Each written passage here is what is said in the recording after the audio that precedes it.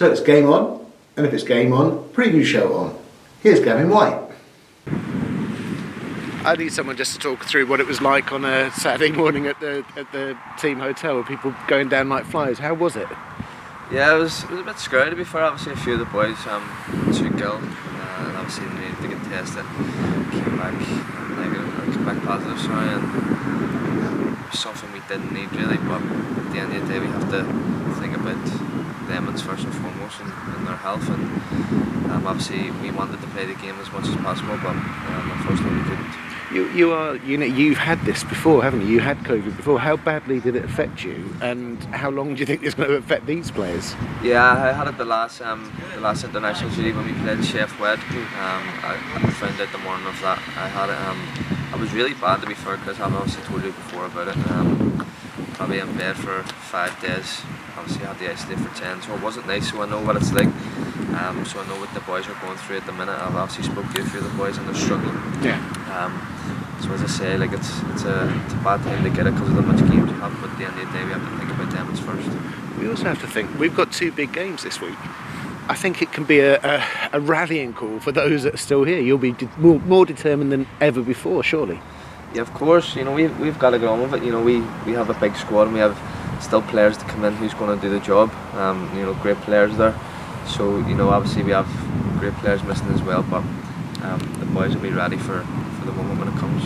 We're in a really good position, so you can't let this. Everyone's talking about these 2 games, but if people are off longer, you can't really think about letting it affect you. You know, yeah. There's no time to. We have important games coming up, and you know we're in training normal again, so we'll do everything we can to try and put it right.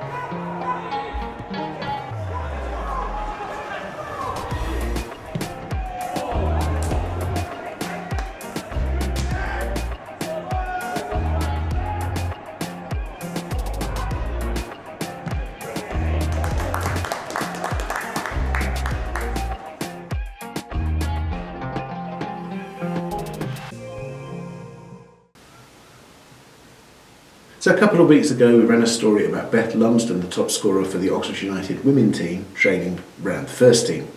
That escalated last week. There were 4 or 5 of them. I'm going to say before you watch this, the first team had all gone home. So the COVID scare, all the testing, it was all done socially distanced, and here's how they got on. Explain for the people at home, what have you been doing today? So we've just done a couple of technical drills with Carl and his coaching staff for us to, I guess, get a taste of the next. I guess it's a step up for us, quicker pace. I think we felt it was, and yeah, just to get a bit sharper. Because we're looking to obviously push on to next level, i.e. the league above. I mean, played at a very high level.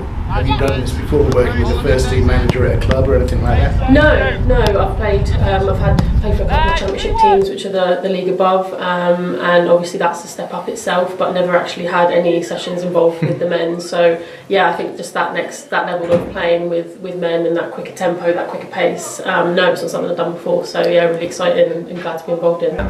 I think obviously we're not at a level where we can start paying some of the women to play for the football club, so whilst we're still in that infancy and with Liam doing so well and we'll be here for a long time managing a football club, we hope that we just looked at different ways as a football club we can support them. So Chris Neville, who's obviously worked with England and doing what he does, he's over the elite performance aspect of the football club and using the gym here and using the training centre a little bit more, obviously sponsored by Bangkok Glass, I have to get that in.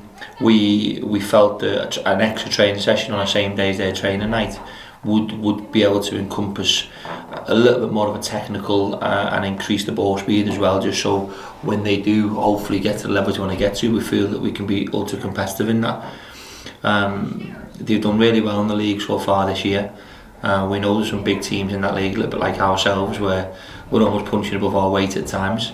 But the more assistance that we can give and the more we can make women's football grow within the county, we feel that we'll be doing our purpose. And I think I've said many times, this game gives so many people an opportunity to stay within it, and I don't think there's enough role models within the county that young girls can sort of look up to and aspire to be. We have obviously Matty Taylor with our male team, where the kids who go to school know who he is. We want that to be the case within our women's team, and we feel as the only professional football club in the county that we have a huge responsibility to drive women's football. I think it can't really be understated. It is a huge opportunity for the players involved and for all of us as a club and across the women's section.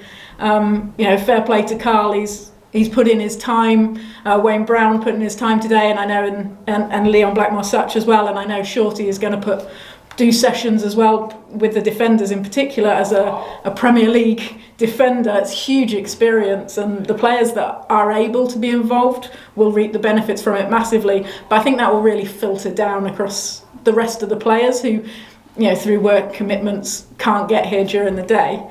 But I think it is unusual, particularly at our level in Tier 3. We're incredibly lucky that we've got a fantastic training ground and coaches that really buy into a whole club mentality. And that can only help grow us as a team, but also grow women's football in Oxfordshire and hopefully wider, and hopefully other clubs are starting to see this and thinking, that doesn't really cost anything. And it will grow the game across us as a club and across the county, and that can only be a good thing for football. Yeah, this has opened up to all the women, as you know, that there's some of them who still work full time because they have jobs as well. So it's for ones who can make time within their working day or working week to come away from work a little bit earlier and to challenge themselves. But there's no negative thoughts if you can't, because that's just where we're at right now. So it's just an optional session, and the first team will lead that every Thursday afternoon. Myself or Shorty or Leon, Brownie take the goalkeepers. So again, it's just that inclusion aspect that we believe is incredibly important for the football club.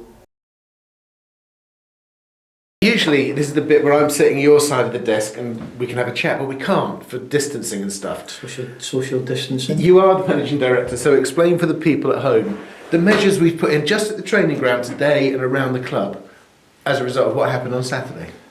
Yeah, in some ways, Chris, the measures haven't significantly changed. No. I mean, we're following really quite strict, so what we call red protocols, where people, for example, all the players have an allocated changing room. They've obviously got space to socially distance within there. When they eat, they are within specific bubbles and specific groups, and they have about 3-4 to a table where they can socially distance.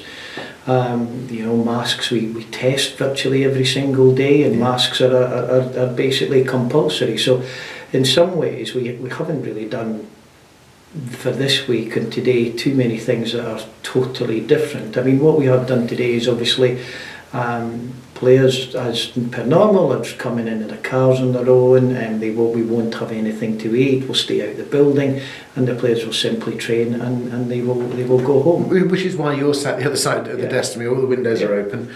If anything, it's just a warning to everybody out there that it's still out there. The numbers are there, that people are still getting it. It's just one of those things that we got 7 at the same time on Saturday morning. I think, listen, if you keep an eye on the figures like we all do, and I think the cases are not dropping at all. So it's just, and a lot of people are saying, in my opinion, correctly, but obviously everybody has their own opinion, that we vaccinations are really important, really important to keep people safe. But of course it's still out there, and we have to continue to be careful, both at the stadium and here. Well, I don't know how we're going to capture this on the camera, but the amount of time I spent talking to you on Saturday morning, or you spent talking to Carl or the EFL, it was absolute chaos, wasn't it? Right decision to call the game off in the end. Yeah, in the end we couldn't actually play the game, and we're obviously very apologetic towards fans from both Oxford United and Wigan fans, and certainly in terms of our own fans, we'll make sure that they're looked after in terms of the return game. We don't want to make any snap decisions about that. We'll speak to obviously the newly formed fans supporters group and see what their opinion is. We'll speak to Oxford, see what their opinion is, to see what's the most appropriate course of action. But yeah, obviously, the reason why it was called off was simply and purely is because we could not get a goalkeeper. Yeah. And it was that simple. So hopefully for tomorrow night, and I'm very sure we'll get a goalkeeper in there for the game. The game will actually go ahead. Right at the very start of this, Gavin White has said we need the fans more than ever. We do. Everybody pulls together in a situation like this with 6-7 players unavailable. It's when everything pulls together, I hope.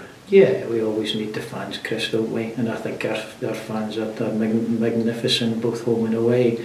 But I think when it comes to when you're in a position of what we may term as adversity, we all need to stick together. Carl was speaking to shareholders about that this morning to say that we're actually, as a football club, and by a football club we mean the wider community and the fans, when it comes to adversity we're really good at sticking together, and long may that continue.